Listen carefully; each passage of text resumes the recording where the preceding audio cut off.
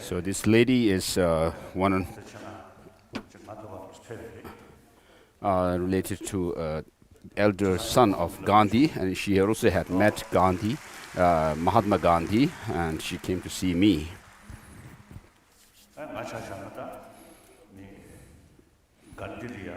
So, regarding myself, I have great admiration for Mahatma Gandhiji, and I am a follower of his non-violence principle, and I'm a follower of him. So she's the granddaughter, granddaughter of Gandhi ji. So she showed me pictures of herself with Mahatma Gandhi. She was actually holding Gandhiji's hands and helping him. So ever since she has held her hands with Gandhi's hands, I want her to touch my face with her hands.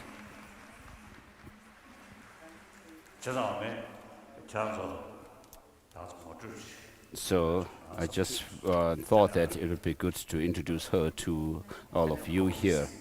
She told me that I am a manifestation of the Buddha. Thank you.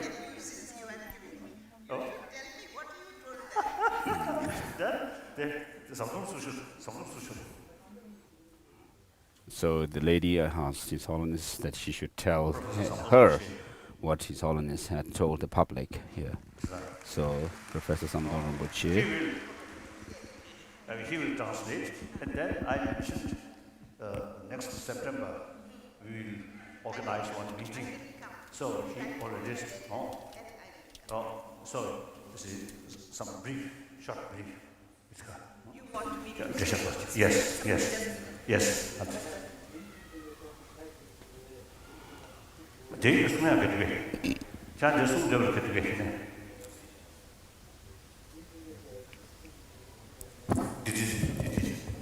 So does she have anything to say to the public?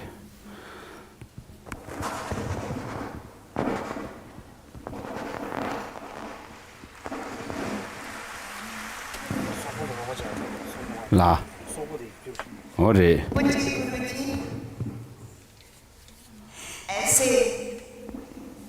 So His Holiness the Dalai Lama. But would you like me to speak in English?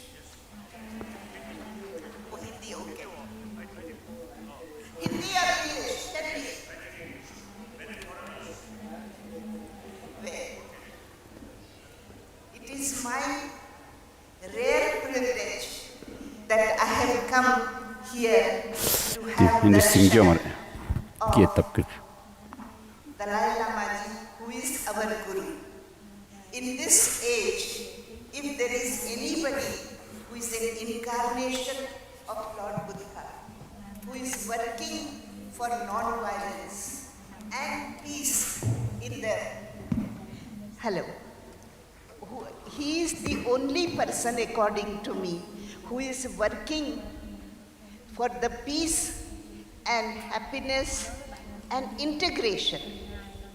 We are all quarreling among ourselves, but Guruji, I don't like to call him Dalai Lama, which is a commonly used person. For me, he is Guruji, more an incarnation of Lord Buddha, but also of my grandfather.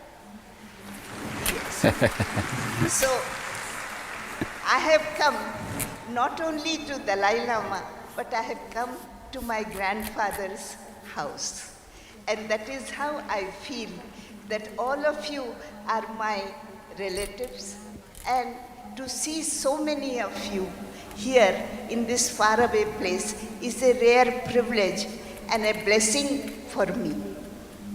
It is this blessing of Guruji which will help me survive and will guide me through my life. and I am deeply grateful for this privilege. Sir, I am deeply grateful to you for giving me. Please let me touch your feet.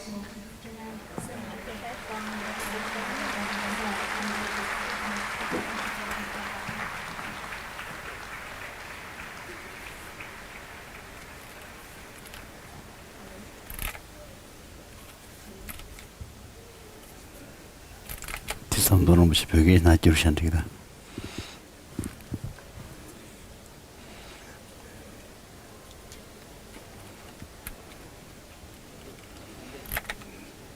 Drentika chiju chambe saje.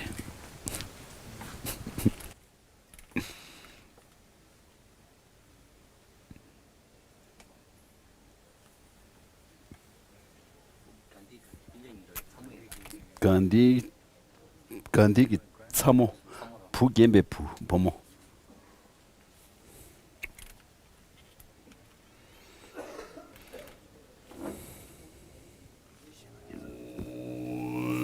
Rinpoche. De chen res, de me kembe wombo jambe, gan chen kebe zo gen zonga, lo zan drabe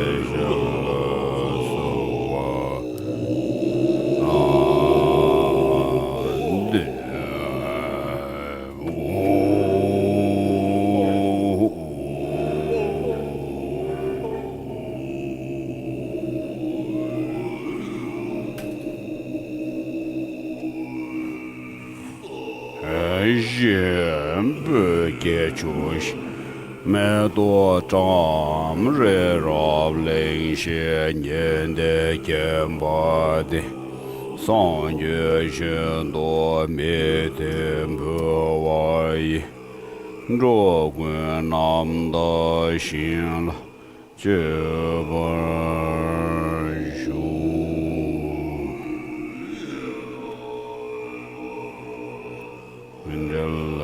Kam nirya taya mi.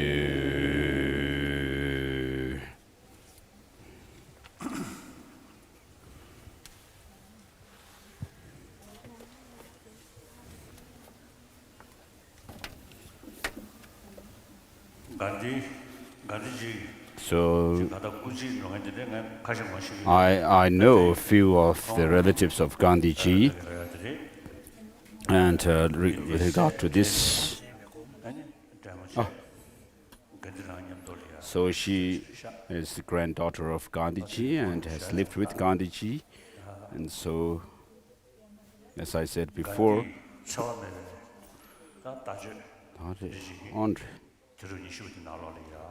and so in this 20th century, when the Indian freedom struggle was going on, Gandhiji used the non-violent principle, non-violence, as the means for. And so this is not something that Gandhiji innovated, but it is a tradition that India already had by that time for thousands of years. And so many different religious traditions living together in harmoniously was there already in India. And so in this world, perhaps I can say all the religious traditions of the world are in India. It is only in India that this is the case and not other countries. And so all the major religious traditions of the world living side by side is only something that is seen in India. And so this thousands of year old tradition of Tibet, of India for non-violence and religious harmony is something which we need to revive this for the new generations. I have been telling this, and so as a follower of Gandhi, I do my best. And so this lady who is in the bloodline of Gandhiji, I told her that she should dedicate herself for this as well. So I'm very happy to have met her.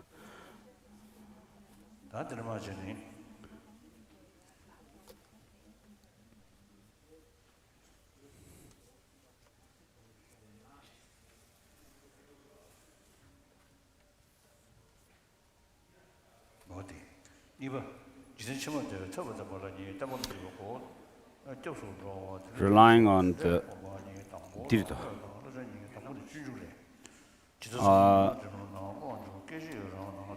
I think we are on page 212 in the new edition and page 178 in the old version of the Blue Book, the Pearl of Garland. Relying on the method for happiness in future life. This is from the southern lineage.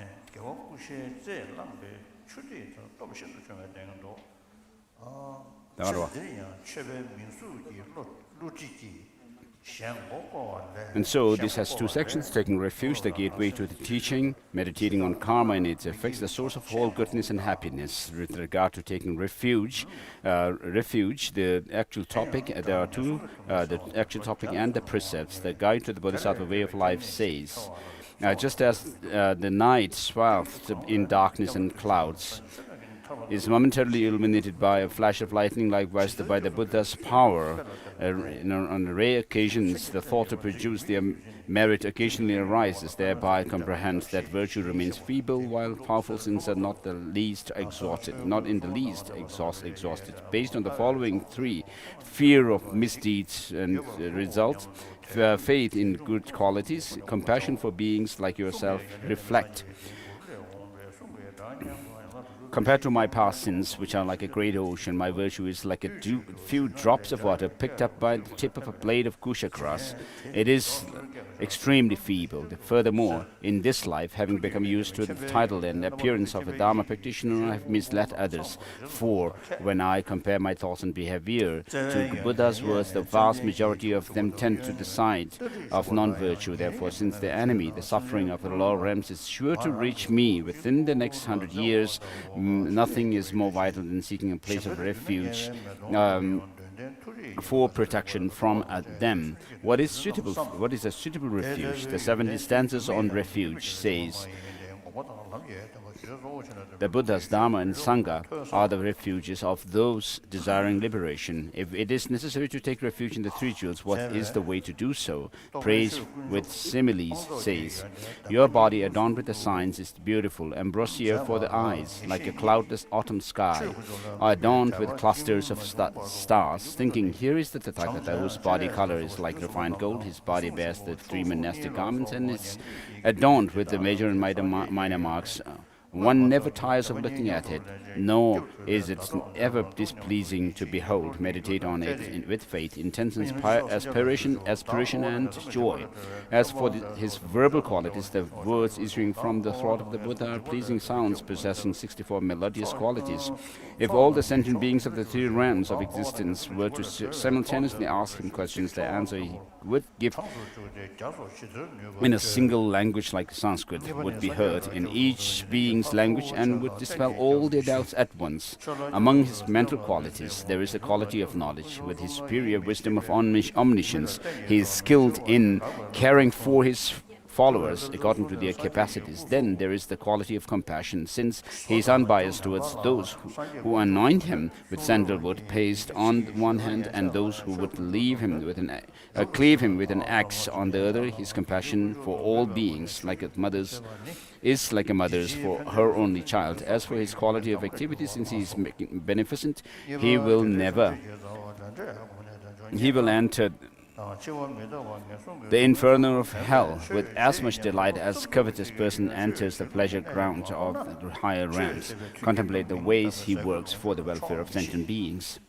Such qualities are not causeless, nor do they arise from incompatible causes. Having ascertained that it is by learning, reflecting upon them and meditating on the guide's Dharma, jewel of scriptures, the scriptures whose main topics are the truths of cessation and the path that one makes manifest within one, the Dharma jewel of realization, the truth, and meditate until you achieve uncontrived faith in the Dharma jewel.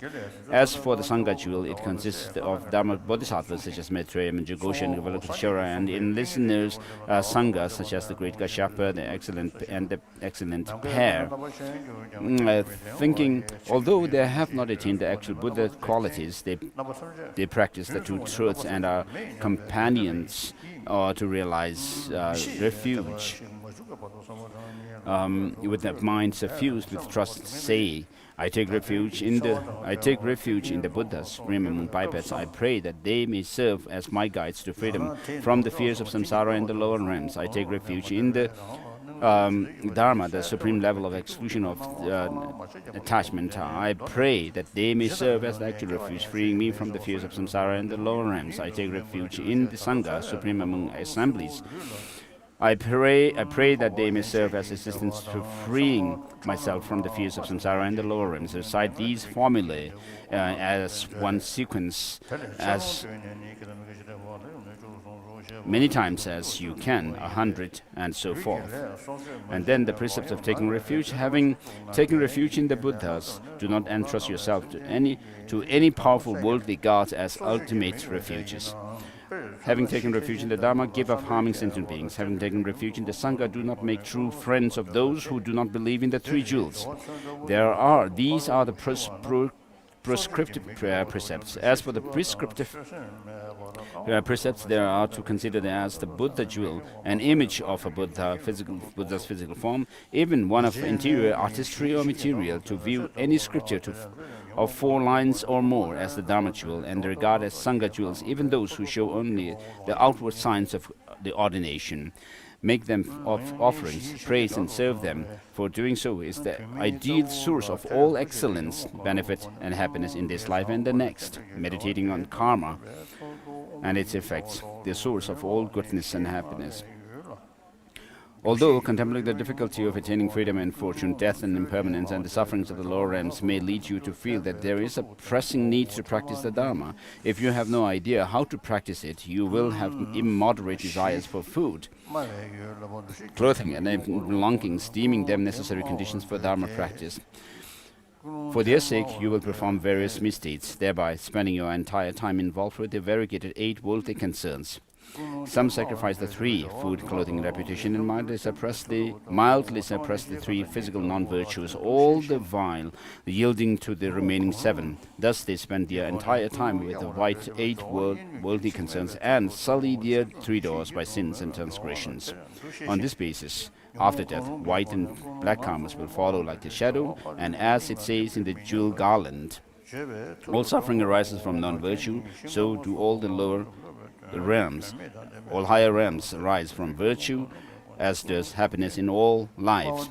The law of black and white karma and its effects is said to be infallible. The one who stated it is the Buddha. The king of Concentration Sutra says the moon and the stars may fall from their places, mountains, cities, and the rest may collapse. The space element may even take another form, but you will never speak falsely.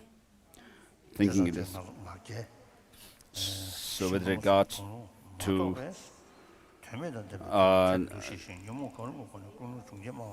idle talk, so His Holiness is on the idle talk on page 270.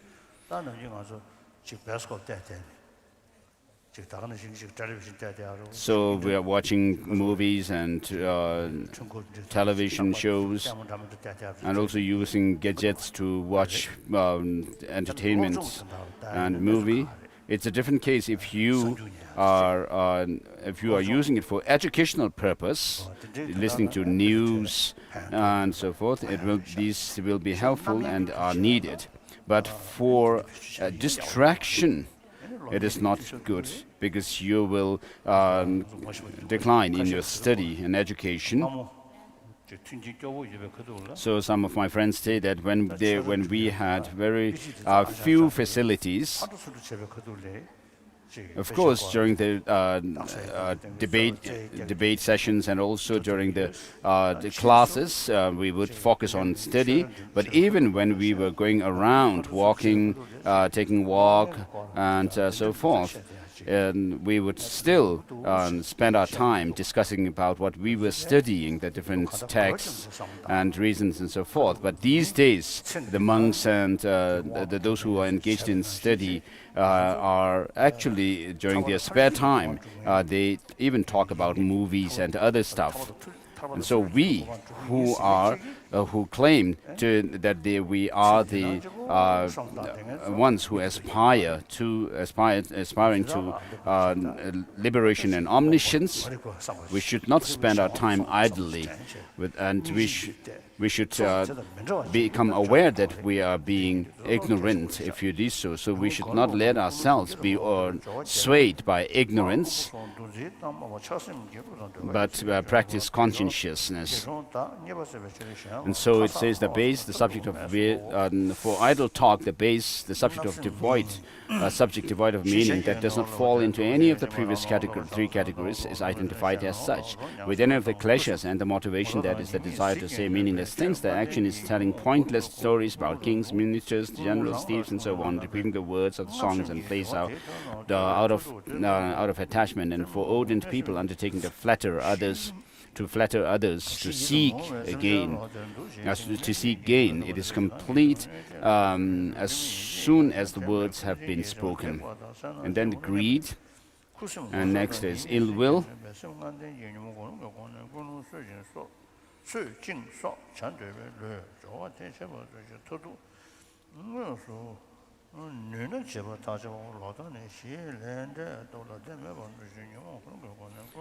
And the wrong view.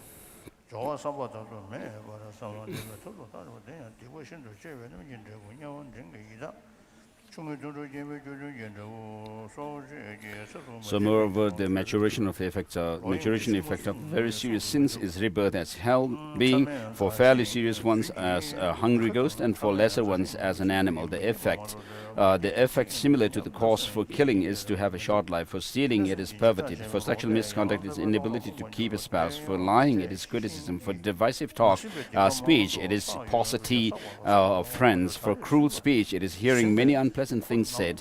For idle talk, it is disregard for your words. For greed, it is the unfulfillment of your hopes. For ill will, it is great fear. For wrong view, it is the ignorance regarding excellent views. Think, moreover, although in the past for a lack of watchfulness I committed many sins I do not recognize as accumulated what I have accumulated. Now with watchfulness, whenever they are about to occur, I will make sure to apply the antidotes. However, this alone is insufficient. I must strive to accomplish virtues. For that I must know what they are. The 10 virtues are the reverse of the 10 non-virtues. In particular, to attain an excellent form of life for the achievement of enlightenment, it is absolutely necessary that I be unsullied by these non-virtues, and that I do not acquire new ones. Despite this, in the present life, if I have accumulated innumerable sins, and that is only a fraction of them, for in many lives, not only for my sake, but also for the sake of patrons, children, friends, relatives, spouses, circles of servants, regions, monasteries, and so forth, I have accumulated countless sins. When I experience the maturation effects, I will not share them with the others. They will fall on me alone. As for karma, whose result is certain to be experienced according to the treasury of knowledge, it is irreversible. Whatsoever I do, it seems I cannot free myself from samsara. Once you have reached the point where you are troubled by this thought, think, thank goodness our most compassionate and skillful guide gave many teachings, those of certain meaning and those to be interpreted. If the lesser vehicle explains the matter in this way, the definitive meaning is that even the most serious misdeeds, like the 5 sins of immediate retribution, can be neutralized by practicing confession and abstention. A letter to a friend says, a person who, once careless, later becomes conscientious, is as beautiful as cloudless moon, as were Nanda, Angulimala, Ajatashutra, Udayana, and so forth. And so the intermediary verse, the wise who wish to use freedom and fortune well on death, lack of time, and lower realms of suffering, reflect them. As for the affairs of this life, they reject attachment to them and aspire to happy results. So we have stopped at page 219, where it says the interchapter verse. Dayomara Dara.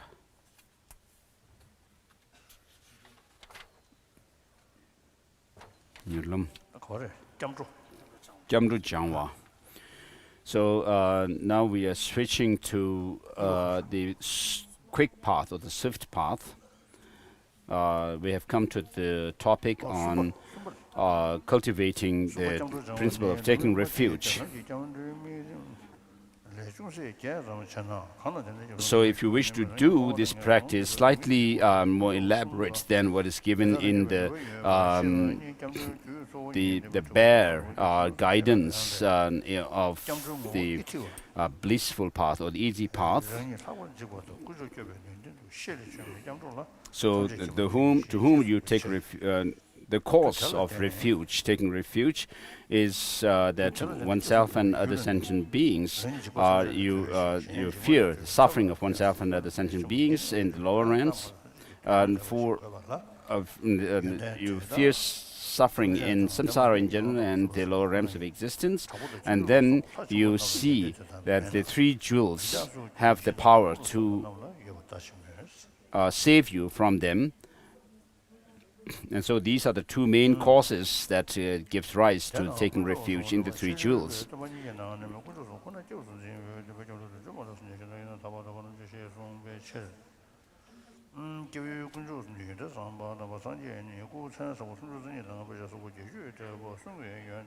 So in Benjamin Lobsang Chogyin's reply to Master Tsongkhapa's queries from a pure heart, he has said that the real nature of taking refuge in the three jewels is that first of all that you give in or submit to the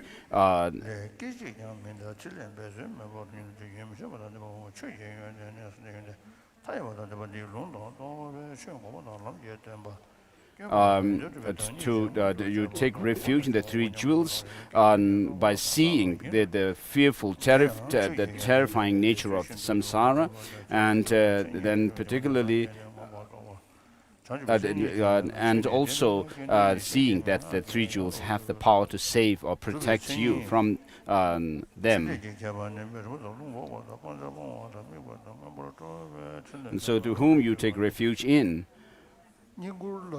is one who has freed himself from all fears and terrifying states, and then one who is skillful in liberating others from such fearful states, and who has this impartial compassion towards all sentient beings, and whether and helping or benefiting those, whether they have helped him or not, regardless of that.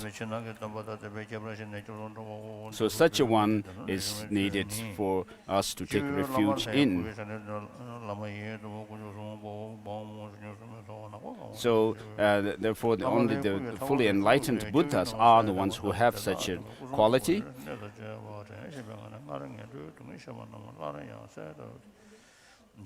So if even the powerful gods, the great gods like Rudra and Krishna and so forth do not have such qualities, then what need is there to say that the hungry ghosts and nagas and the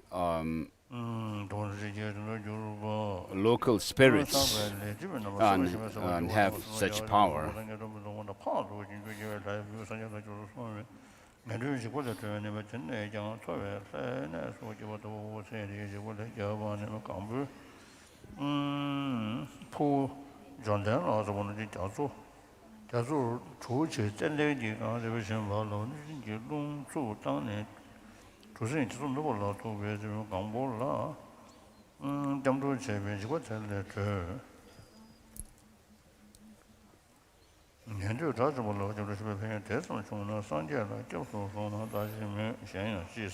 So if even by taking refuge in the arhats of the disciple lineage would free you from certain fearful states, then what need is there to mention, says that you'll be saved from fearful states and fear by taking refuge in the Buddha.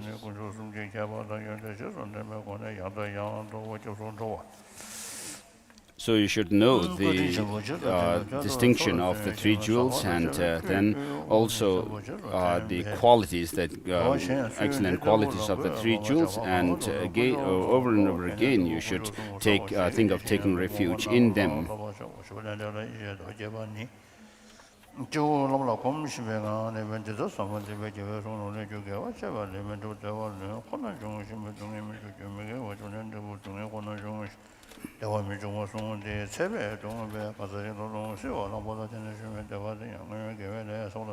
So the easy path, or the path of bliss, which is the other text that we have covered, says that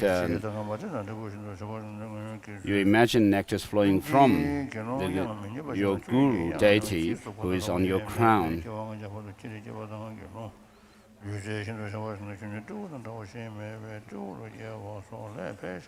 And so from the heart of the deity, guru deity, Lama,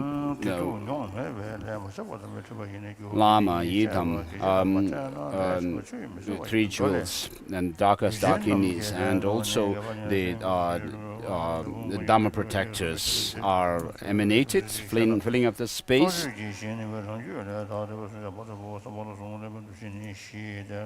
And then have a very clear visualization of all of them. Your guru is surrounded by all these deities and lamas and so forth. And then you remind yourself of the great qualities of the body, speech, and mind, and then knowledge and qualities and activities of these objects of refuge.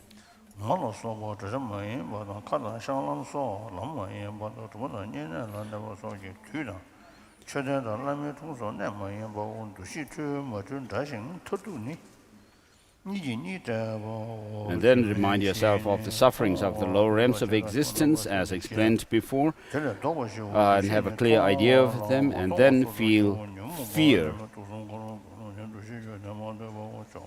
And feeling scared and of this, then you make prayer to them, saying that please save me and all sentient beings from samsara in general, and particularly the terror of the lower realms, of the unfortunate realms right now.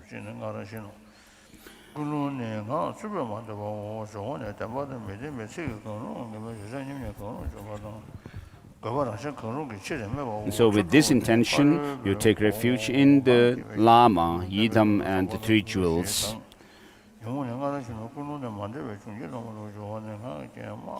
Say that I take refuge in the Lama, Yidam, the meditational deities, and the three jewels. And so you may do this practice of taking refuge, reciting such lines by hundreds or thousands or tens of thousands or hundreds of thousands of times, and so forth. So by knowing the benefits, temporary and the short-term and long-term benefits of taking refuge in the three jewels, and then you should train or practice the precepts of the taking refuge. So with regard to the benefits of taking refuge in the three jewels, you become a Buddha, a Buddhist.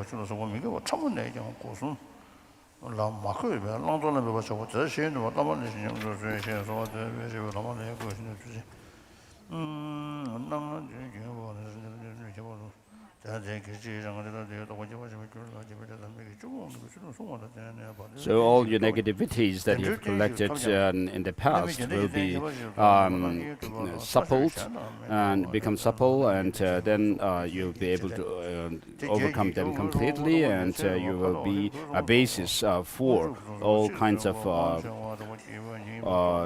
it will serve as the basis for all kinds of vows, and then you will accrue a great merit, and you will not fall into the lower realms of existence. So some a god who was about to be reborn as a pig, or a pig. By taking refuge in the Buddha, he was saved from this terror of the lower realms of existence, and was reborn in a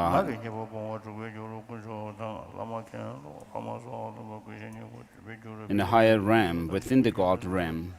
So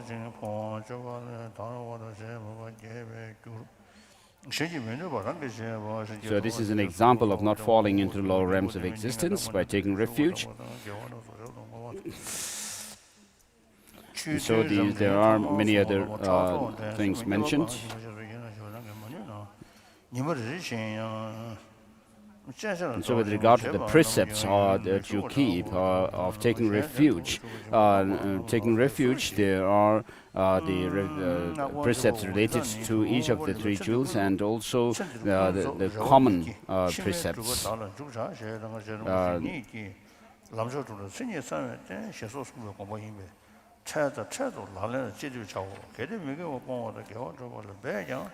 So even if you may engage in virtuous actions and avoid non-virtuous, if still you feel very weak, you need to still do the practice of opposing powers or forces for purifying negativities.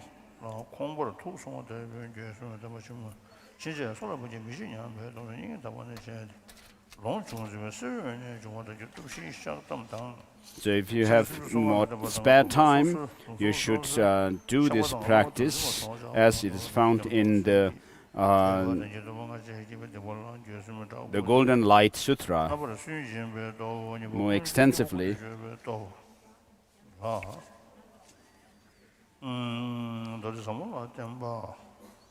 The text goes through the 10 virtuous actions.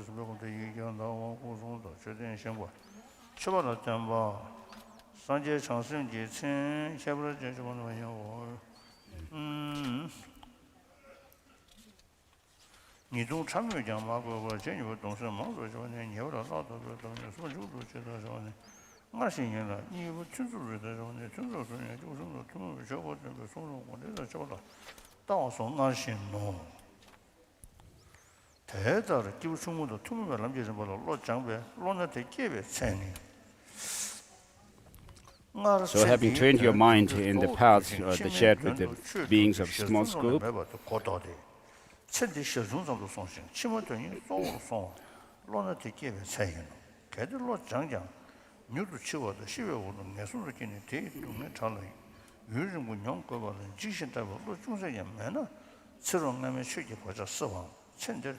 so whereas in the past you are more interested in fulfilling goals of this life, now if you become more interested or prefer to engage in engaging yourself in the Dharma, then that is the measure of having developed this mind of or the attitude of beings of a small scope.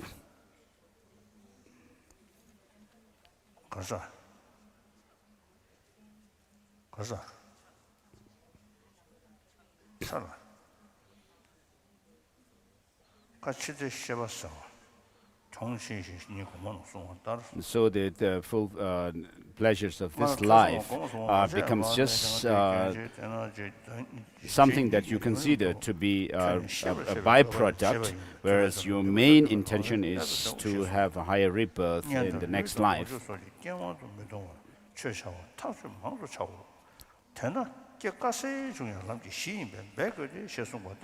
So although this is experiences of the beings of small scope may be quite difficult to experience for us, but we need to put effort in the practices. Because Sera Rinpoche says,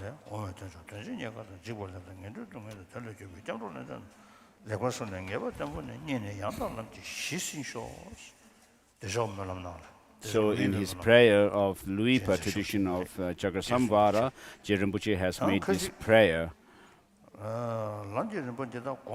The instruction given by that master,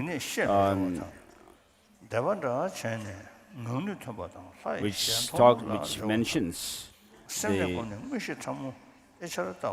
meaningfulness and the rarity of finding a precious human life, and how easy it is to this life kind of disintegrates, and then also the suffering of the lower realms of existence, and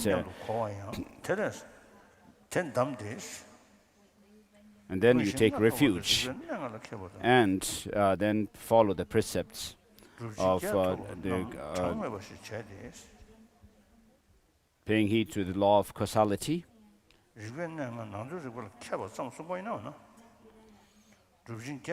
And then you have a very firm conviction in them.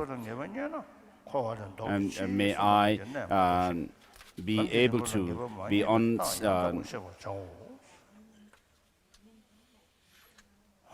to catch up with the tip of this path. And so with this we have completed the path shared with the beings of small capacity. And then next is the beings paths of shared with the beings of intermediate scope.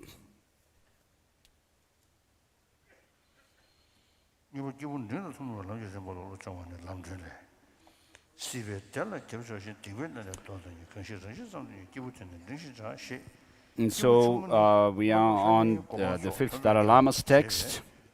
Second, the training the mind in the stages of the path common to the middle individual. The Lamb for the path states, one who is in the nature of having turned their back to the pleasures of cyclic existence and stopped from negative actions, and one who aspires on this personal peace, such a person is known as a middle individual. So as said here, a small individual aspires for higher status as God or humans, but however do not perceive just this as the object of achievement. Thus those who strive to achieve just the peace and happiness of having liberated from cyclic existence by relying on the means or three precepts are explained as middle individual.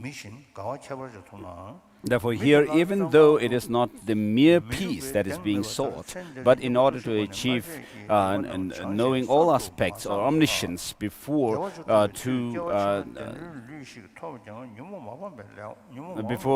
that one must achieve liberation from.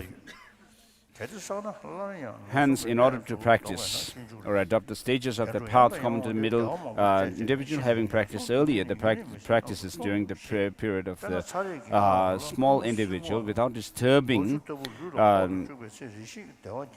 the order and without confusing the order, and thus not having to suffer the experience of suffering, and it's just like a person freed from the dungeon and thus achieves special joy. However, the person has no confidence that he will not be imprisoned again. Likewise, even if one achieves the body or a life of a happy migration in the life hereafter due to having purified negative deeds, having committed in the past through the four antidotal powers and not having accumulated them fresh, and having practiced the 10 virtues, however, due to not having eliminated the afflictive emotions, the thought in the past life, fearing the suffering of bad migration will not stay, and hence there is no guarantee that fresh non-virtues will not be accumulated. If accumulated again, you will return to the place of bad migration. Thus the Bodhisattva Charyavatara states, repeatedly coming, visiting the happy migrations and having continuously enjoyed many pleasures after dying falls into the suffering of bad migration, which is ceaseless and of long duration. So, for example, when tormented by the contact of heat,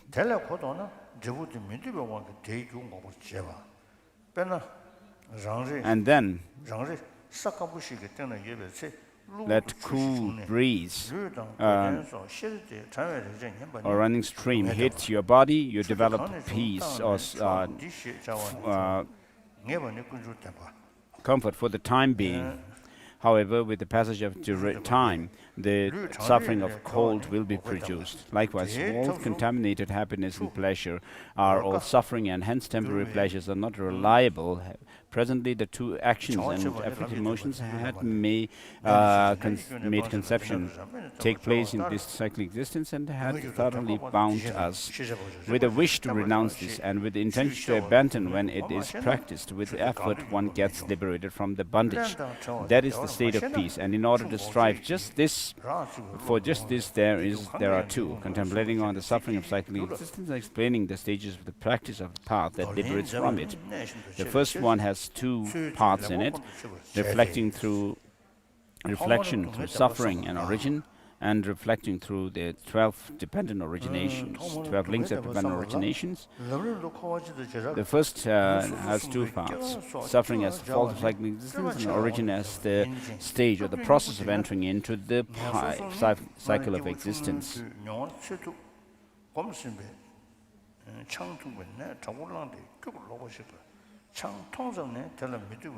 The first is as stated in the Sutra, Bhikshus, this is true noble, noble suffering. This is true noble origin of suffering. Thus, this teaching of the result, true suffering first, and the cause, the true origin of suffering later, seems reversing the cause and the result, but how that has the intention of a special purpose is stated in the 400s. To this ocean of suffering, there is no end at all. Why you, child, who is sunk here, do not develop fear? So long as there is mind perceiving the result, suffering as peace, one will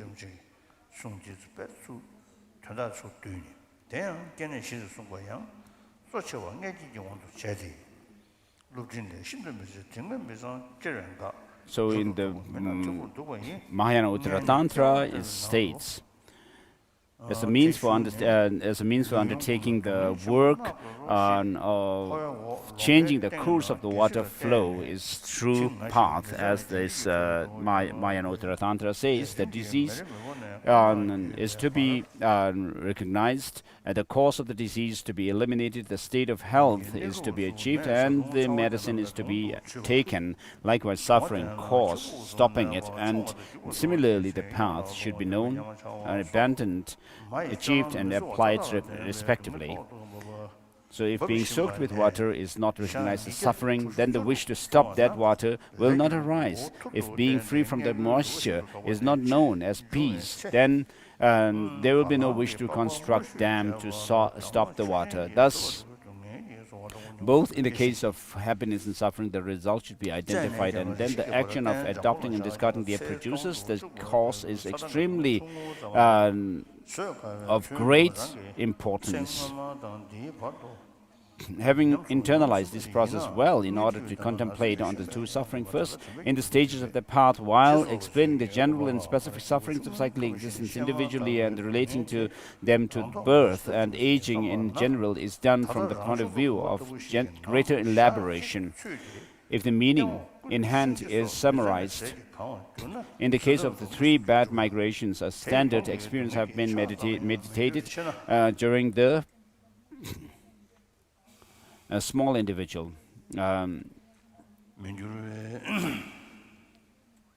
During the path of the small beings, small scope, beings of small scope, someone whose sickness has been highly intensified or aggravated and who is nauseating through drinking wine develops ugliness or disliking by merely seeing the liquor, and as a result, without having to intentionally think on its specificities like sour or bad taste, it will come like the cutting of flowers side by side as a byproduct, while horse running.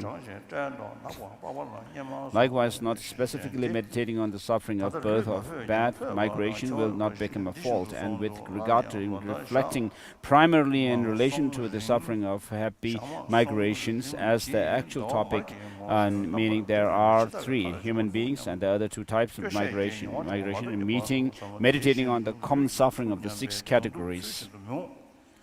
So the first, those that have taken rebirth due to afflicted emotions are subject to very suffering of aging, death, and so forth, and due to totally uncalmed mental state, they finally are not beyond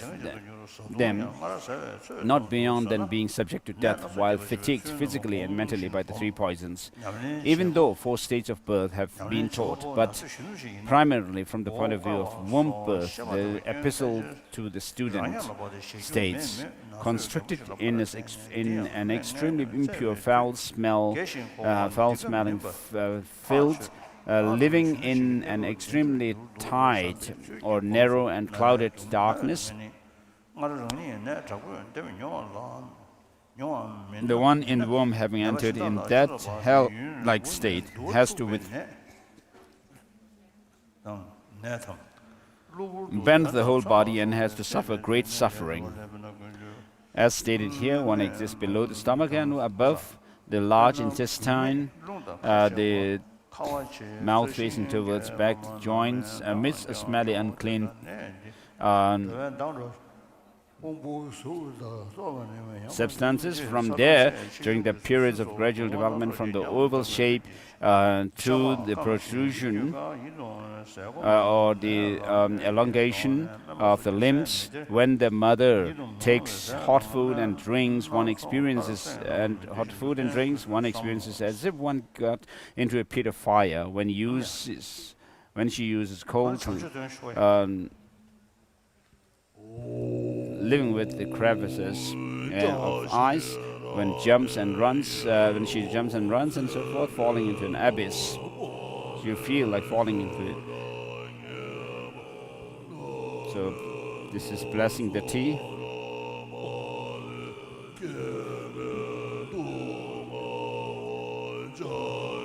So this is about the suffering of birth. And then next is the suffering of aging. Aging makes the attractive form unattractive. Aging robs splendor and robs power and capacity. Aging robs peace and affronts. Aging nourishes and aging drops radiance.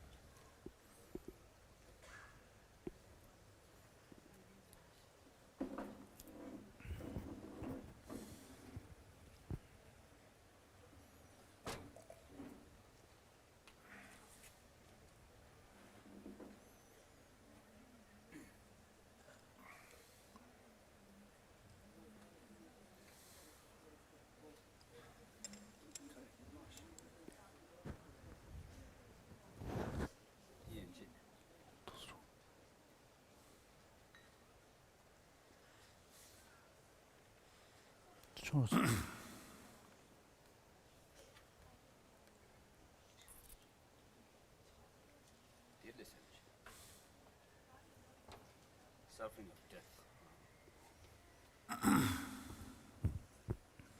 So till here the suffering of sickness has been completed.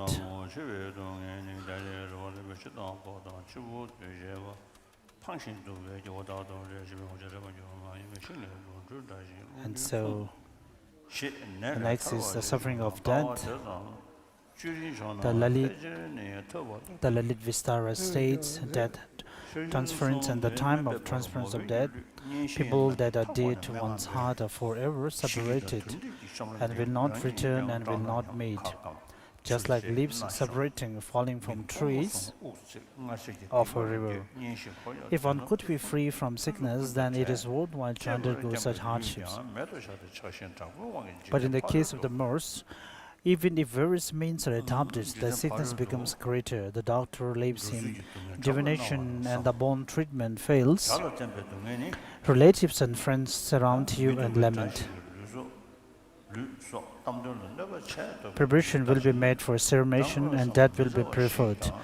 In one's own case, the radiance declines, mouth dries, lips curl up, nostrils collapse, eye becomes sunken, breath will pant.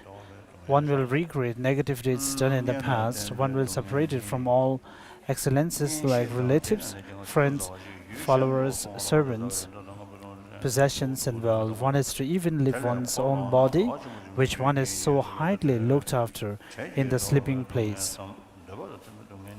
Reflect how one, due to intense attachment and craving, will suffer intensely when going beyond this world. Suffering in relation to enemy.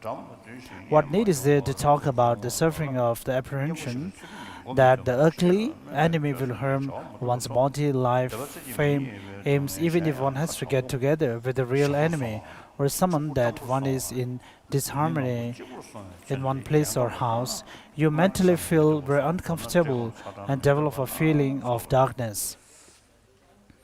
If that one goes to some other direction, you develop joy like dawning. Hence, in relation to this, reflect on the suffering apprehension that one will meet with enemy that one hates. Suffering in relation to relatives and friends. So the suffering pertaining to human beings is something that we can experience. It is not something obscure phenomena. It is not something obscure phenomenon and also not something that needs to be proved. It is what we all experience. And the human rebirth is happened through the positive virtues, positive karmic results, and of course, even if it is arisen through such great causes of karmic, positive karmic causes, then even if we are in such a state, such as falling ill and so on, then what should we think about the other realms of the other realms like the lower realms, which are so much more suffering than we human beings? Suffering in relation to desire. In case of the businessmen and farmers, even after hard work, they lose the merchandise, get lost, and the crops get destroyed by hail.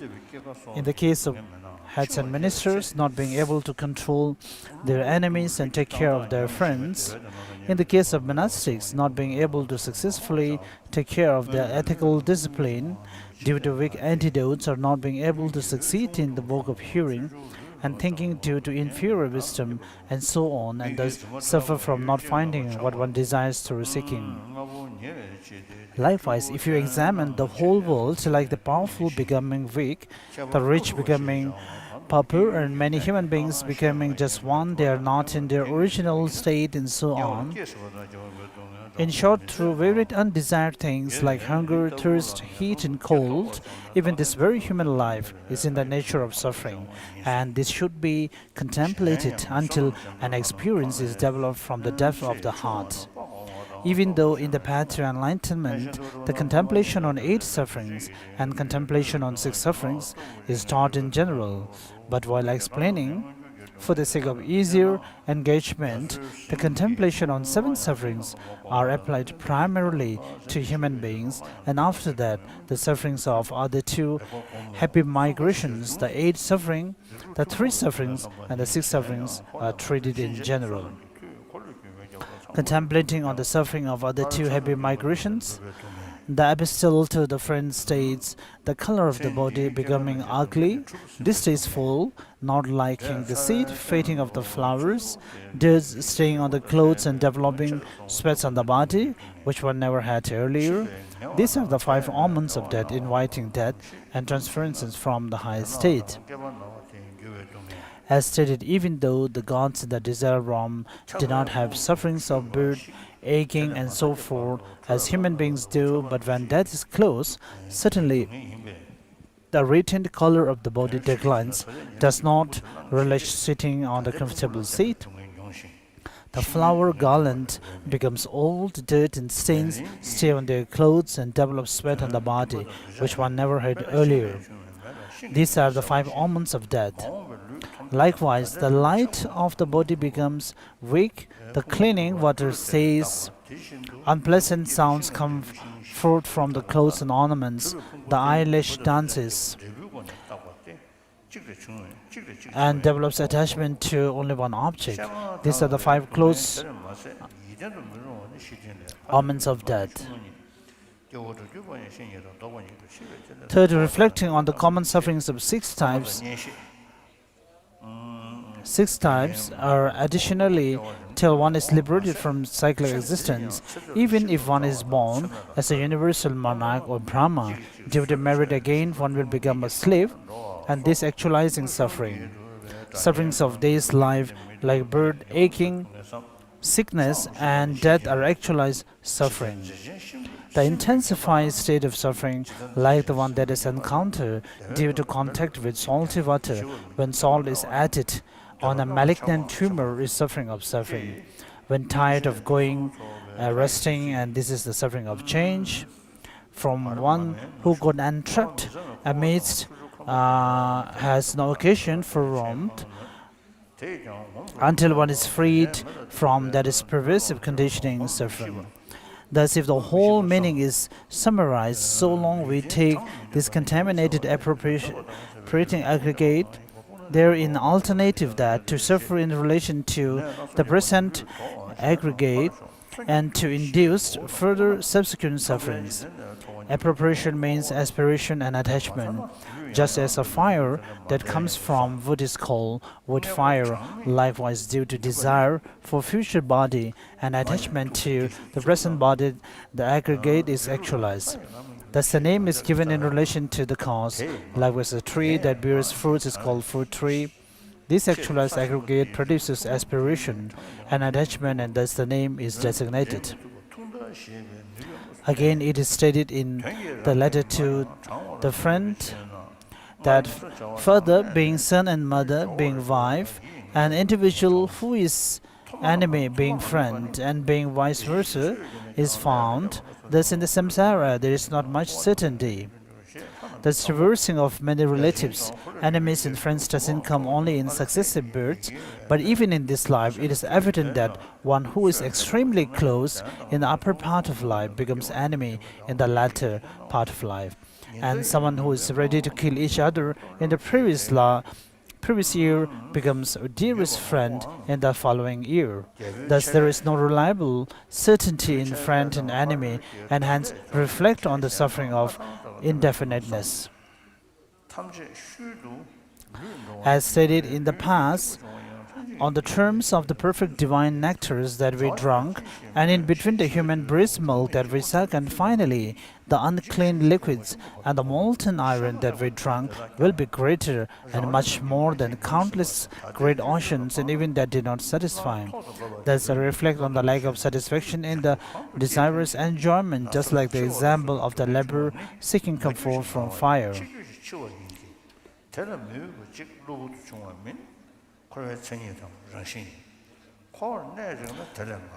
Numberlessness of lives.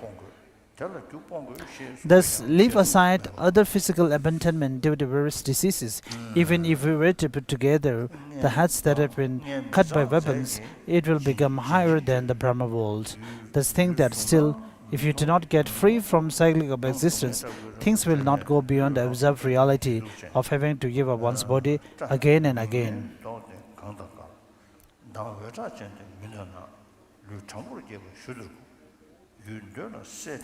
Thus, in order to count our main mother and her mother and also her mother, even if this great earth is turned into small pills and counted, it will not be countable, which is directly denoted by the power of the word and limit. And what is implied is one will not be able to count even one's mother.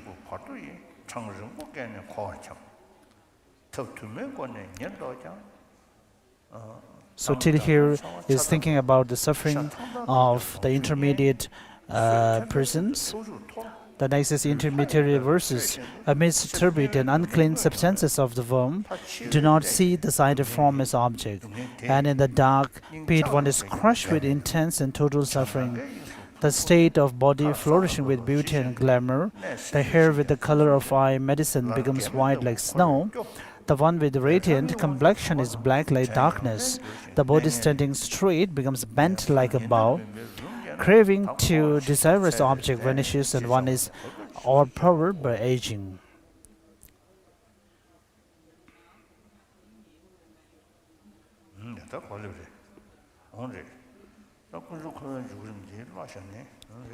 So, the second outline is contemplating upon the origin, the stages of the entrance of cyclic existence. Having known the state of suffering of existence, as just been explained, and if you do not dislike it, its cause has to be abandoned. To abandon that, the cause must be identified. What is it? It is the origin. There are two in this action and afflicted emotion, and the main is afflicted emotion. For example, it is like a dry field where even if you plant seed, if it did not come into contact with water, manure and so on, it will not produce fruit, as Pramanavartika states. An action of a person who has thoroughly crossed, transcended the craving of existence, it is not possible to project other lives, as the cooperative factor has been seized. Thus, a person who has accumulated an action to be born in an animal, if it attains the state of peace before encountering that action, then that action ceases without producing fruit. Hence the Bodhicharya Avatara states, even in the case the gods and demigods all rise against me as enemies, even they do not have the power to take and put me in the fire of hell without respite. And when met with this powerful enemy of afflicted emotions, I will be thrown into it within one moment.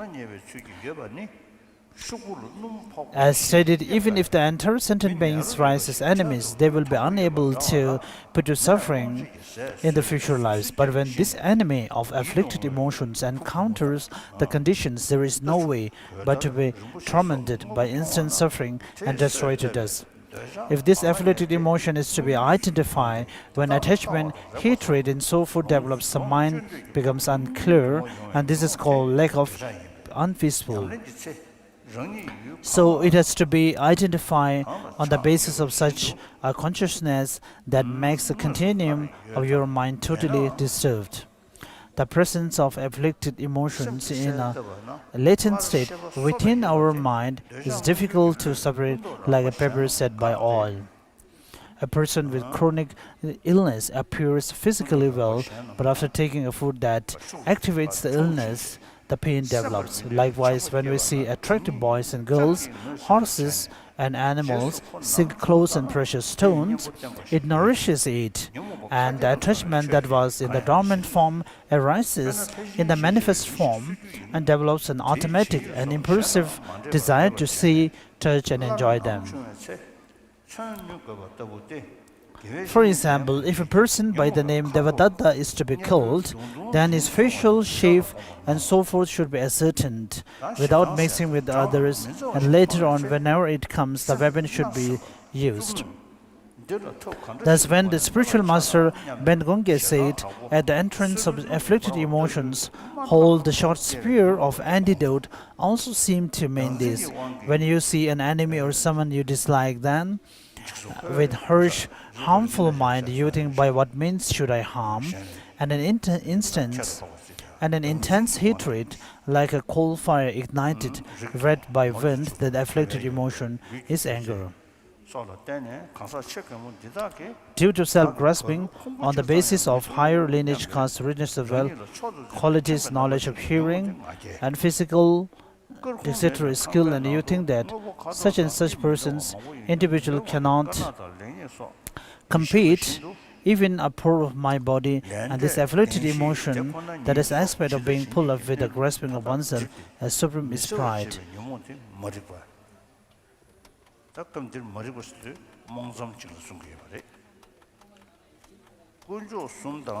In a house without window, even if there are many articles with different colors and shapes, but due to darkness, one will not know them as black or white, or good or bad, or so forth.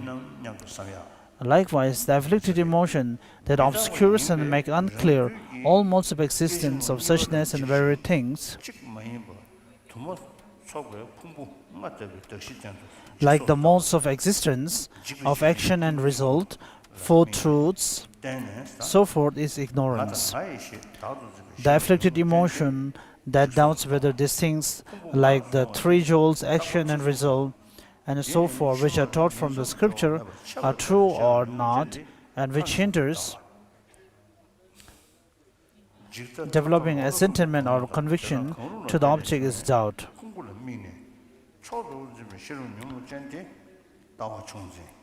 The afflicted wisdom that grabs as I and my on the basis, like the five aggregates, as the basis of designation, which disintegrates in the second moment of its time, due to being impermanent, and which is not one, but many, is the way of transitory collection. The nihilistic afflicted wisdom that sees this grasping of I on the basis of aggregate as not permanent and everlasting, or conjoining the worm from this to the future, is way of grasping the extreme. The afflicted wisdom which grabs superiority by focusing on any of the three, way of the transitory, way of extreme, and wrong view over aggregate independence on which they are produced, is way of grasping superiority. The afflicted wisdom that aspires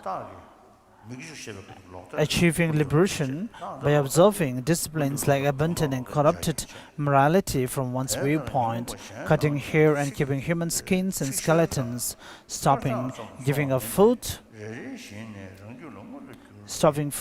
using the five fires and gazing at the sun while standing on one leg, remaining naked and anointing ashes on the body and not speaking, and observing the aggregate independence they are produces, grasping ethical discipline and conduct as supreme. Here it is not the pride of grasping of superiority towards a genuine ethical discipline, but it is taught that it has to be a wrong view.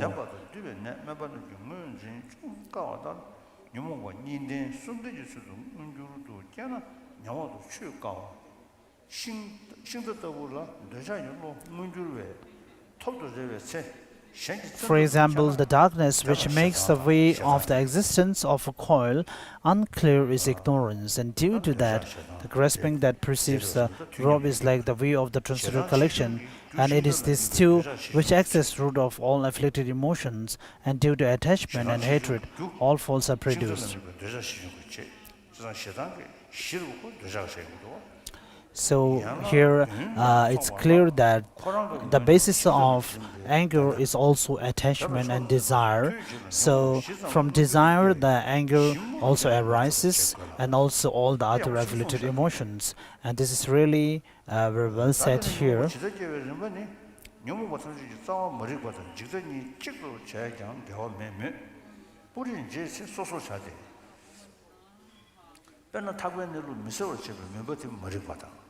대르데는 타고는 주든지 별로지 직접되고 임배 니니기 뇽몽바 탐지기 싸워전 차단거 관계 예버튼지 깨비 칠 남들래 그래서 남들래 다요는 현대 다신선을 저도 디자단의 용제는 예버튼지 좀 시에송소 대자는 예버멀 그 깨비 This thus presently,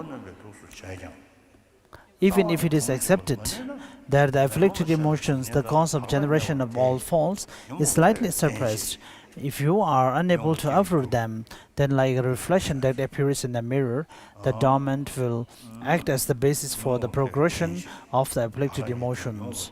Just as when a mirror and form meets immediately, the reflection appears in relation to various objects like enemy, friends, and so forth.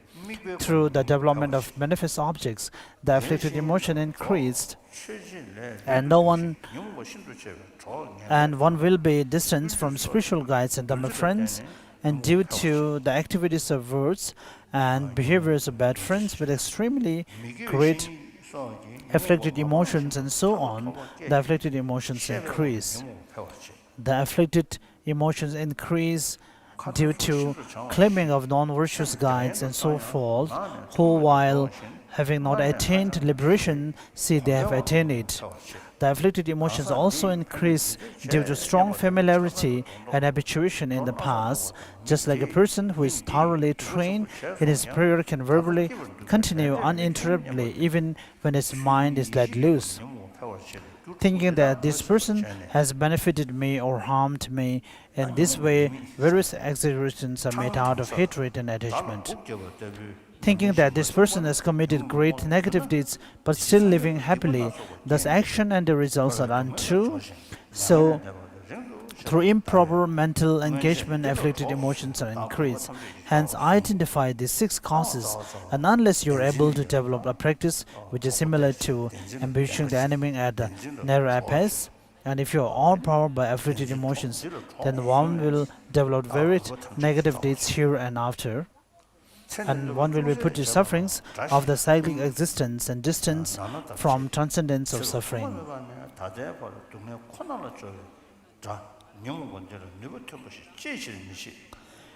Earlier, because of treating this as friend, I have gone to the root of all downfalls. Even for having done minor harms in this life, you react with much disliking, calling that person as your enemy. Then why don't you act effectively towards this enemy of afflicted emotions that had put you in only suffering from beginningless lives until now?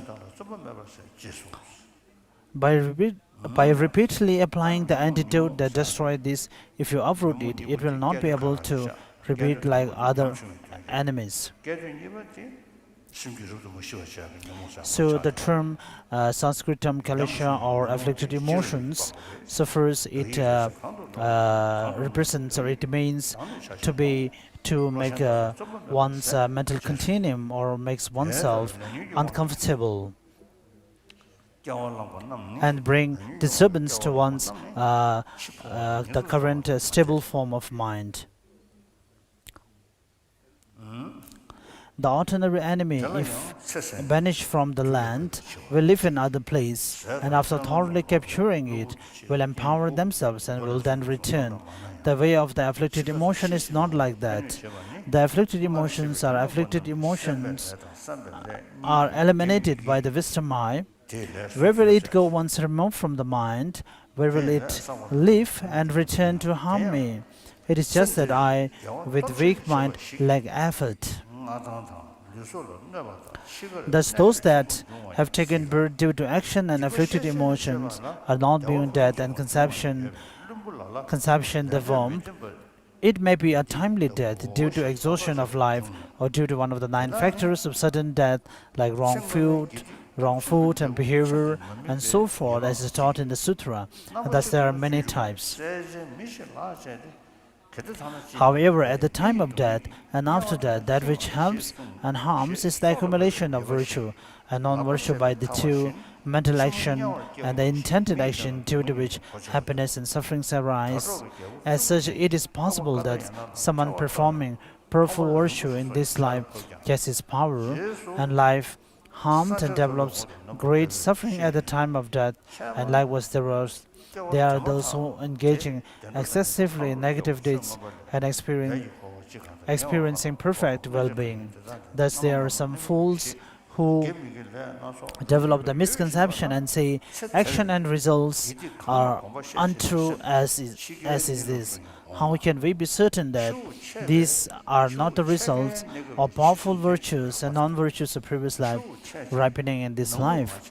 On the other hand, as the Bodhicharya Avatara states, isn't it good if a person to be executed is freed by cutting his hand?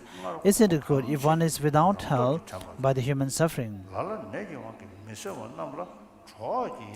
As stated, just as a fault for execution is freed by cutting the hand, someone who is to be born in the hell in the future is sufficed by experiences the suffering in the life of a human being.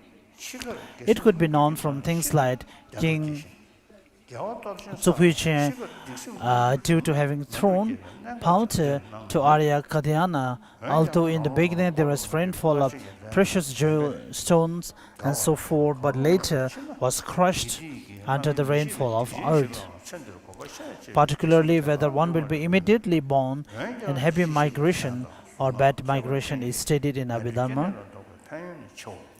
The action in the samsara by whichever is heavier, whichever is closer, and whichever more is more habituated.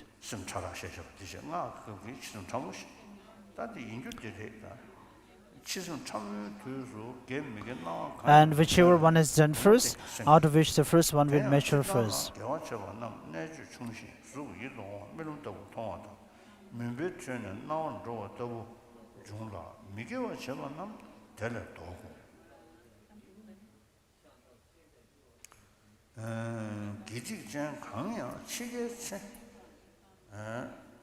Thus, with whichever one is more familiar, will be remembered automatically. In the case of some who are unclear due to illness, it can be nourished by friends through various words of virtue. For example, even in the case of a person whose negative deed is equal in terms of heaviness and lightness, and there is no closeness or distantness of the result, at the case of a person engaging in great negative deeds, if at the time of death he dies with a manifest virtuous state of mind, he will be born in happy migration.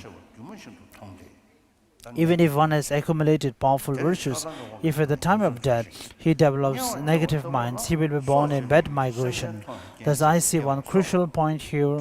However, since one's own mind is not hidden to oneself, and since happiness and regret develops by recollecting actions done in the past, even in the case of a person who is not aware of the distinction of the positive and negative, there is no other way but to encounter the negative mind with which one is familiar in this life. However,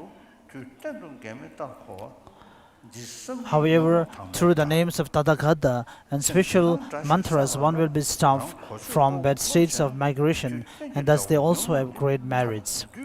At the time of subtle death, neither virtuous nor non-virtuous appearance will develop, and thus it is a neutral mind. So from all this explanation, it's very evident that the afflicted emotions harm us in a great way. And also, when we look at among the human beings, also even among the different animals, the reason behind why they fight with each other, it is the only reason is due to one's own afflicted emotions. cardinal sins. So even the great sins that are listed in Christianity, cardinal sins, as of course all these arises from the afflicted emotions, and we have to see the negative side of afflicted emotions. So since when a religion is based on compassion and love, and of course the greatest enemy that is to be defeated is the desire and the anger.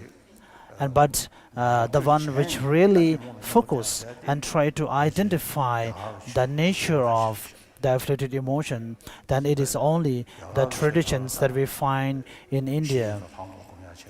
And only in the Indian traditions there is a custom of practicing the Kama-biting meditation and spiritual insight. And having renounced and having shown the antidote to the evident form of the afflicted emotions, there are many cases where the practitioners gain a certain kind of liberation, a kind of a temporary liberation from the evident afflicted emotions.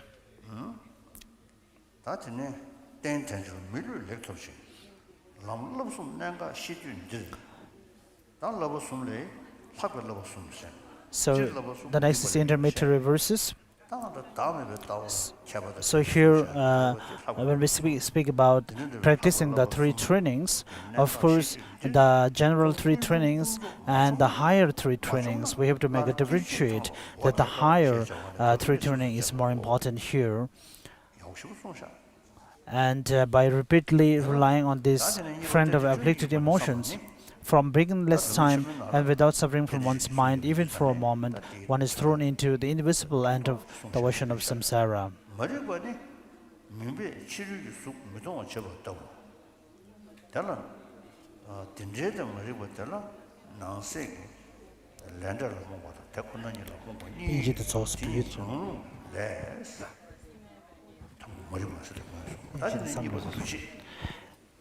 So the next is thinking about the negative sides of the samsaric places through thinking about the 12 interdependent links.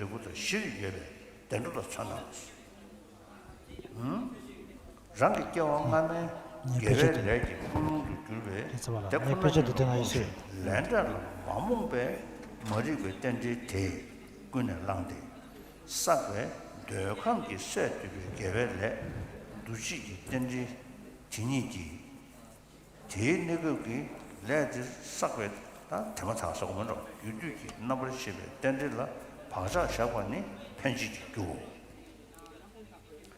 tedal legi paja goba tela number rubber shibe number rubber chedu so dawa the meditation 동네던 전주기 세배 던지다 대신도 다 세배 계약이 So thinking about the suffering nature of the suffering nature through the 12 interdependent links. So the causes of the causes that bring us to the samsaric existence is the interdependent link of the craving and desire, from which comes the existence.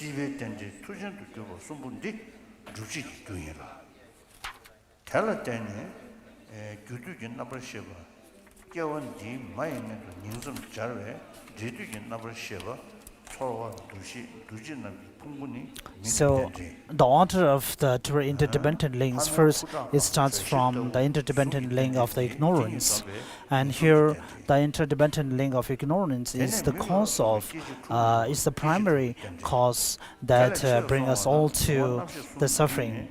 and that generates that is the reason why all the other afflicted emotions are also generated.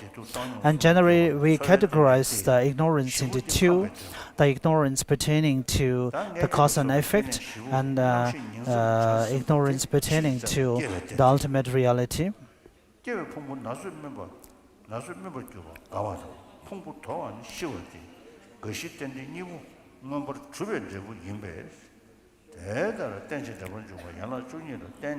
Then through the ignorance we tend to make karmas, intelligent negative actions, and through that we accumulate negative karmas to be reborn in the lower realms, or even the positive karmas that we are to be reborn in the higher rebirths as human being.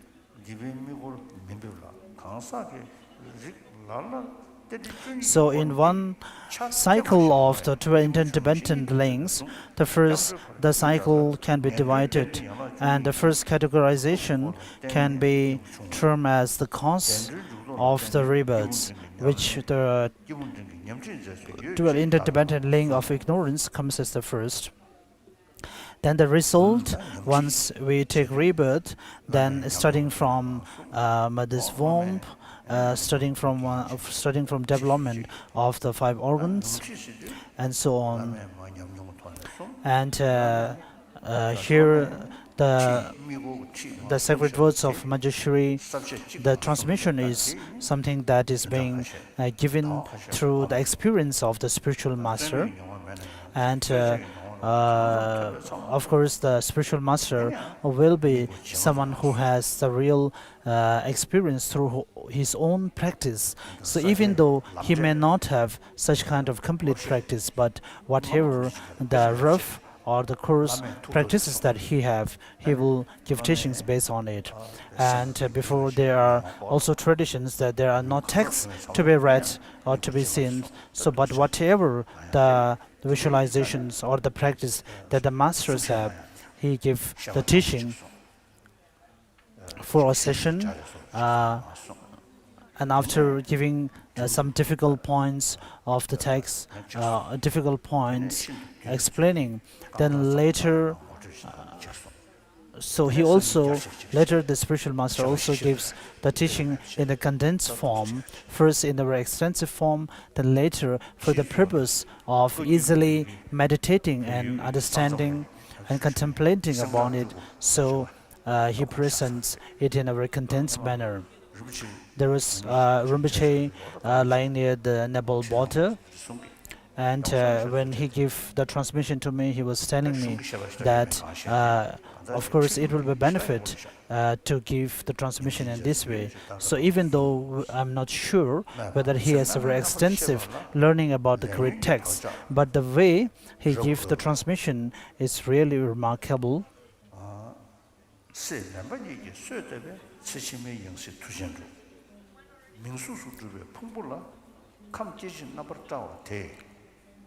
So the human rebirth and the human precious body that we have is actually the result of our previous karma, and the karma and one of the conditions that which actualize this human body is the interdependent link of the craving and the desire. So therefore, one is to understand that since the interdependent link of ignorance, which is the ultimate, which is also termed as the origin, is the main factor behind why we are at such a present state. So therefore, we have to work hard in order to eradicate that ignorance. So second, how to practice in order to liberate from the samsara.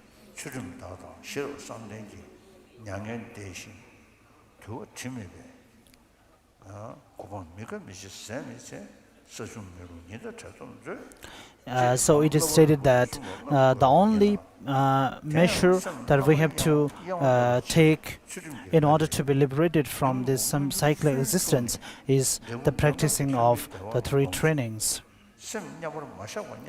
And even for such trainings, the first, it is very important that we have a very stable mind, a mind who has a mind which has the potential to concentrate on its focused. Having such a mind, then through the concentration, gradually it will be able to fight, or it will be able to influence the arising afflicted emotions within us, and through that it will become a cause for further attainment of the higher rebirths.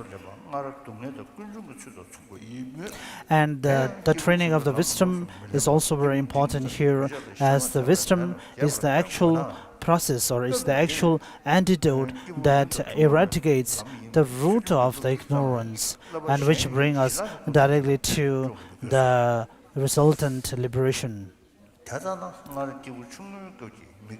So therefore, for the beginners and as a foundation, it is very important to have a very concentrated mind. So therefore, we have to practice in order to generate the calm abiding meditations.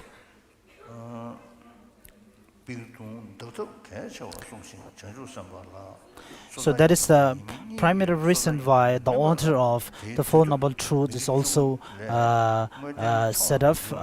First, having the truth of suffering, then the origin of the suffering. So in terms of the origin, of course, the truth of origin of the suffering comes first. But while Lord Buddha gives the teaching, as Maitri has stated, that first, the truth of suffering is emphasized and given at the first of the order. And in order to, for a practitioner to practice the paths of the great being, including the compassion and the great bodhicitta, it is very important that one has the practices of the middle intermediate, the middling person and the smaller person as the foundations. So without having the foundation understanding of the other two paths, two lower paths, there is no possibility that we could move forward to the practice of the Mahayana.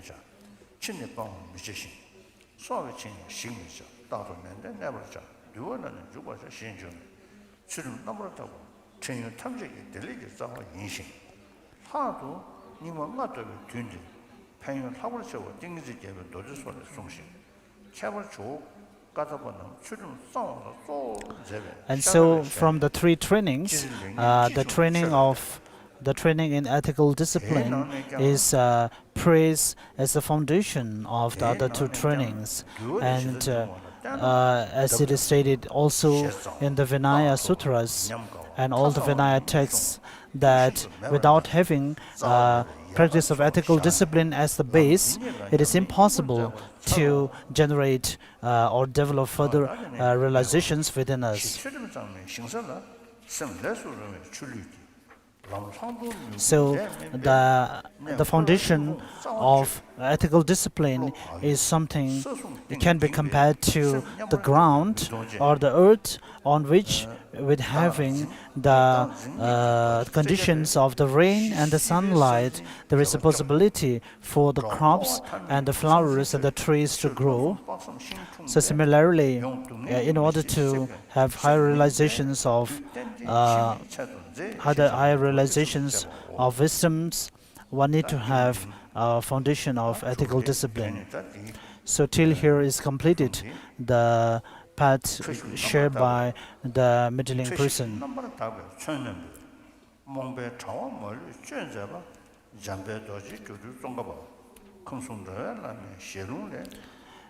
Here the author says that whatever he has composed here is all due to the kindness of the Lama Tsongkhapa himself.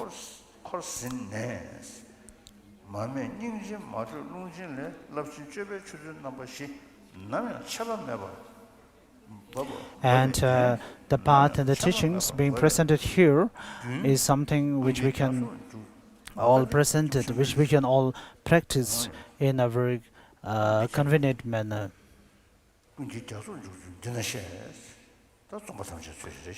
So this is also the means and the way to engage in the ocean of the omniscient land.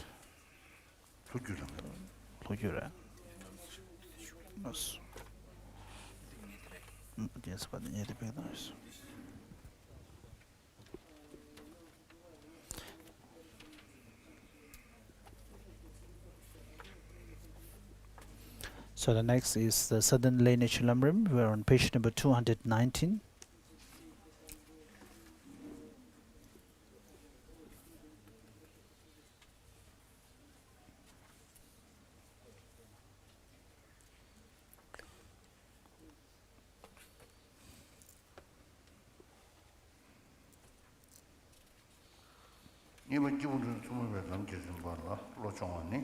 Training the mind on the stages of the path shared with intermediate beings.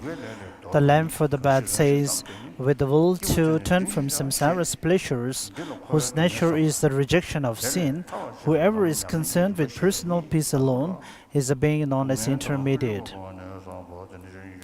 This section has two parts: contemplating the suffering of samsara, explaining the stages of practice of the path, granting liberation from them. The first one, this is two parts: suffering and its origins. The first one in the sutra, it says, "O bhikshus, this is the Arya truth of suffering. This is the Arya truth of its origins." We are in page number 220 of the southern lineage Lam Rim.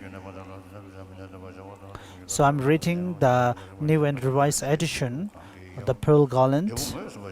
So if you happen to have the new and the revised edition, you can turn to page number 220, announcing the resultant truth of suffering. First, in the causal truth of its origins, subsequently may seem like a reversal of cause and effect. However, Lord Buddha had a specific purpose in mind in doing so, regarding which the 400 verses says, "If the ocean of samsara has absolutely no limit, O child who are plunged in it, why are you not frightened?"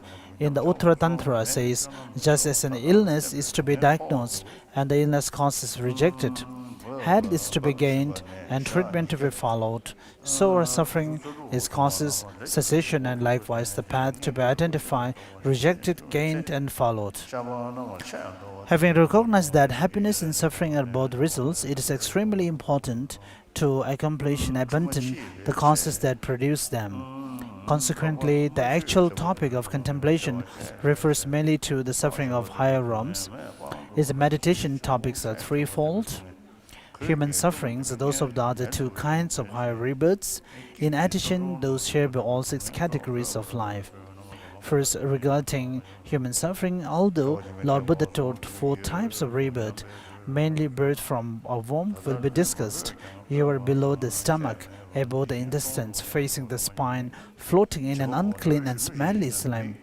As you progress from the curing stage to the point when your limbs are formed, whenever your mother eats hot food or liquids, you feel as though you are being thrust into a fire. When she takes them cold, you have the impression of being encased in ice. When she jumps, runs and so forth, you sense that you are falling down a cliff and the like.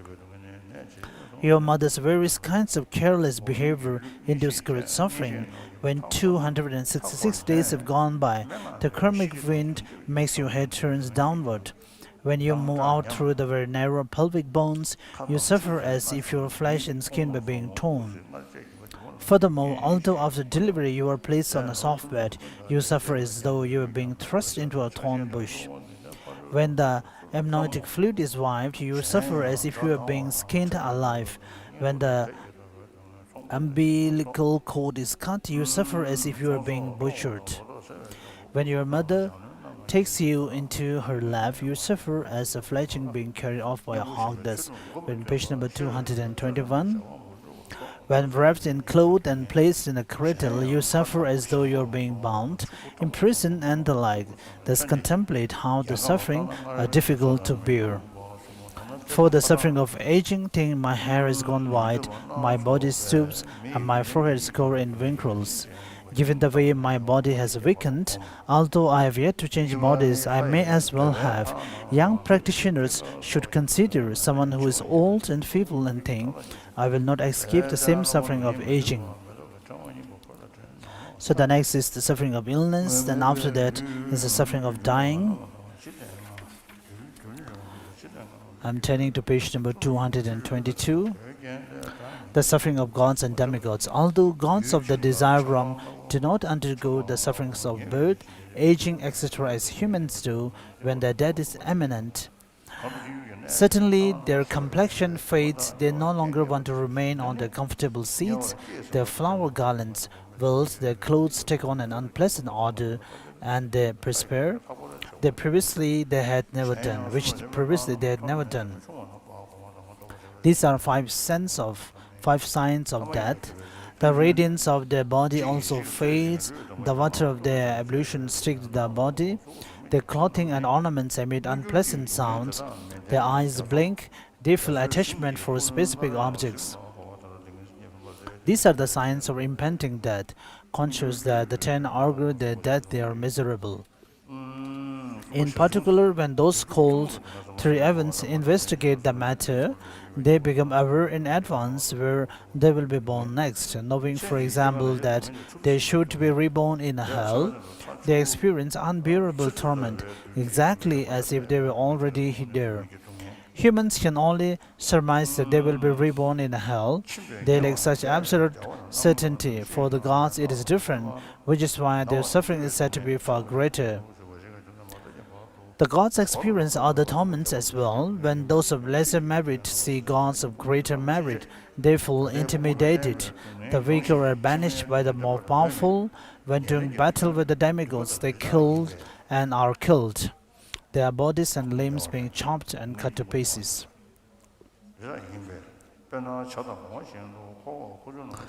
The gods of the form and formless realm do not undergo the above manifest sufferings.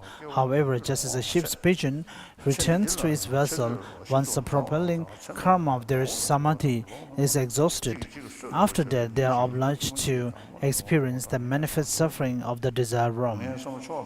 Reflect upon this well. The third outline for the attendant topic, the sufferings common to all 6 categories of life. There is potential suffering as long as you are not free of samsara. Although by the power of your merit, you may become a will-wielding monarch of Brahma, you will again become a slave. Then there are present sufferings, those of birth, aging, illness, and death in the present life. There is manifest suffering, suffering that is aggravated by contact with a transforming tactile phenomenon like salt water poured into an open wound. There is a suffering of change. When tired from walking, if you rest, you have an impression of well-being, but after some time your legs and back hurt. All pervasive suffering is similar to the experience of a person encased in ice. As long as he is not extracted from heat, he can never feel warm. To summarize the significance of the above, once you have taken rebirth with impure, appropriated aggregates, you cannot help but experience suffering on the basis of your present aggregates, which also necessarily induce further future sufferings.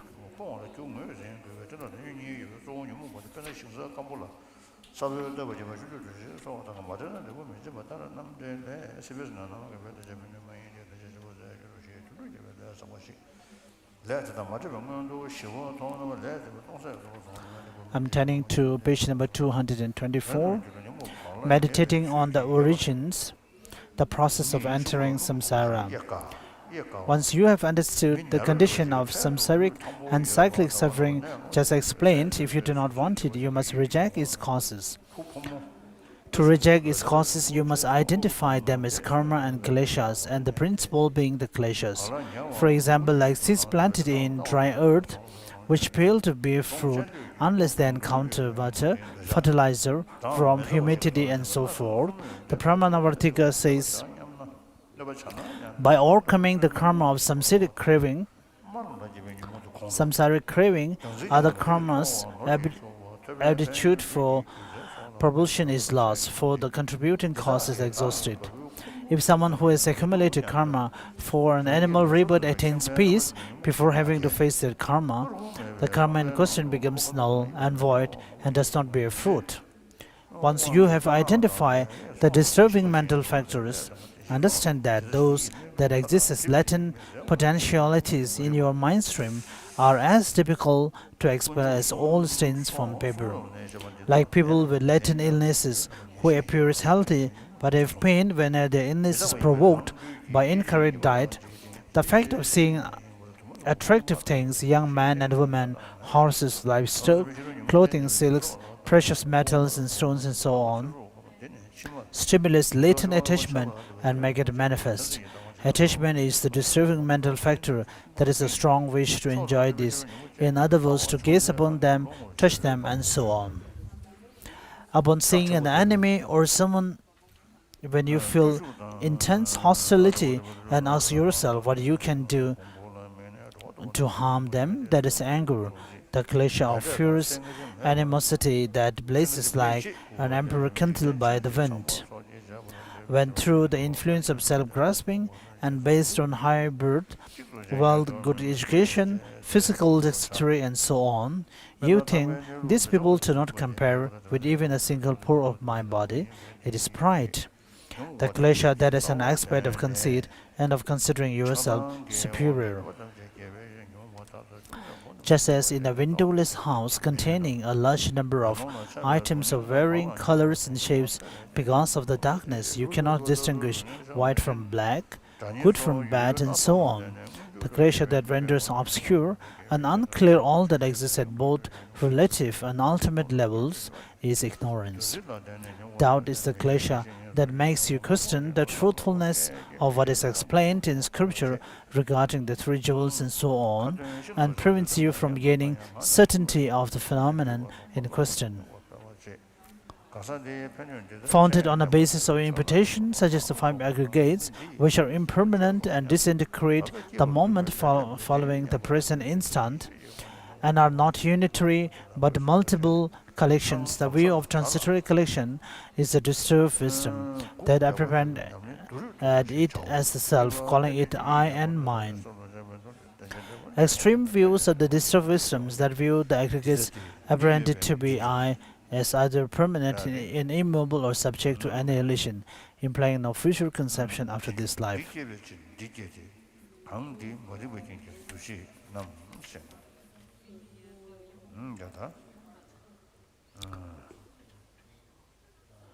We're on page number 226. The second outline, contemplating in relation to the 12 links of interdependence. The Rise Seedling Sutra says, what is Tibetan arising? What is called Tibetan arising is thus, because this exists, that occurs. Because this has arisen, this arises. In other words, the compositional factor is conditioned by ignorance. Consciousness is conditioned by the compositional factor. Due to the condition that is birth, aging and death, misery, lamentation, suffering, distress and trouble might occur. This is how a great mass of pure suffering arises. On the other hand, when ignorance ceases, the compositional factor ceases. When birth ceases, aging and death cease, and the misery, lamentation, suffering, distress and a troubled mind cease. This is how a great mass of pure suffering exists. We're on page number 227. The second outline, the stages of practice of the path granting liberation from the above. By training in the ethical discipline, which turns a distracted mind into one free of distraction, manifest kleshas are halted. By training in concentration, which turns an unabsorbed mind into one that is absorbed, the manifestation of klesha is prevented. Training in wisdom, which turns an unfree mind into one that is free, eradicates the kleshas. As a result, nirvana is achieved. Thus, pure ethical discipline is the very root of all short and long-term happiness and goodness. It is explained in the King of Concentrations Sutra that its benefits are immense, especially in this age when the 5 kinds of degeneration are on the rise.